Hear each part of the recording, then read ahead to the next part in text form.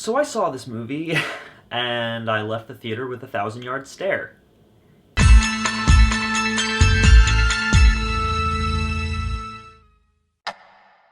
It's Christ. Everyone committed suicide except for her.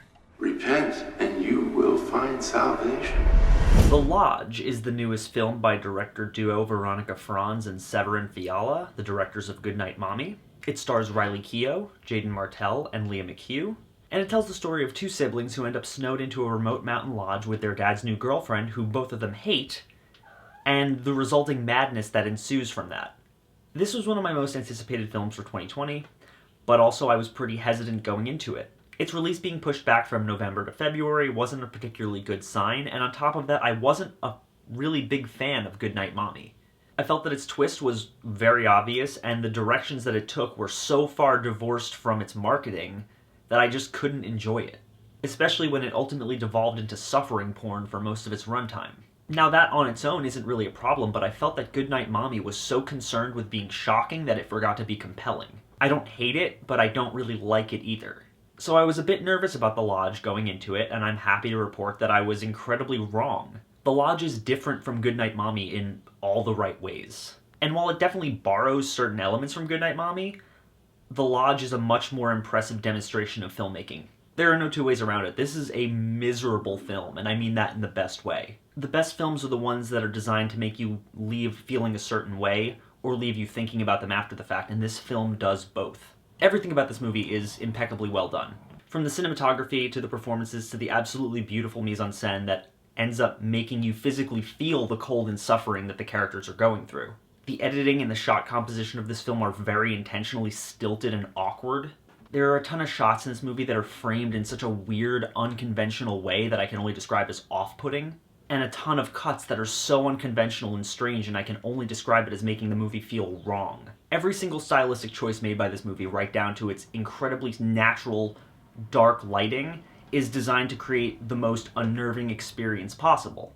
I do want to talk a bit about the performances. Jaden Martell, who most people remember from It, and Leah McHugh are absolutely fantastic in this film. Aiden and Mia are two siblings that are incredibly close and function so well as a unit that it's really miraculous that the two of them aren't related in real life. There's so much vulnerability to these characters, and for the most part you can understand, especially from the mindset of two children, why they're so adamant in their dislike of Grace. But Grace is the character I really want to talk about since she's ultimately the centerpiece of this film. Riley Keough is brilliant in this movie. Absolutely brilliant. Grace is a deeply flawed character with some serious baggage, and Keough captures that phenomenally. She's the sole survivor of a Heaven's Gate-esque evangelical suicide cult, and the character has some heavy trauma as a result of that. And her performance really sells it. From the way she carries herself to the slight facial tics that she makes at the sight of certain religious iconography which is scattered throughout the film, you can easily see that this is a woman teetering on the edge of a psychotic break despite ultimately pulling herself out of it. And once that cabin fever and isolation set in, this movie becomes something else. It makes really good use of clever misdirection and unreliable narration in order to keep you guessing for most of its runtime.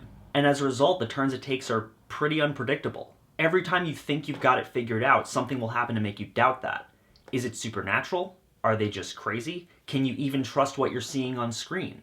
I'm not going to tell you the answer to any of those questions.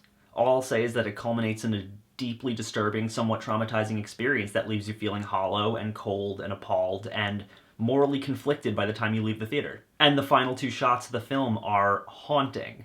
If there's anything I could say to put this in context, it's that it's all the grief-fueled trauma of Hereditary meets the cabin fever and isolation of The Lighthouse and The Shining.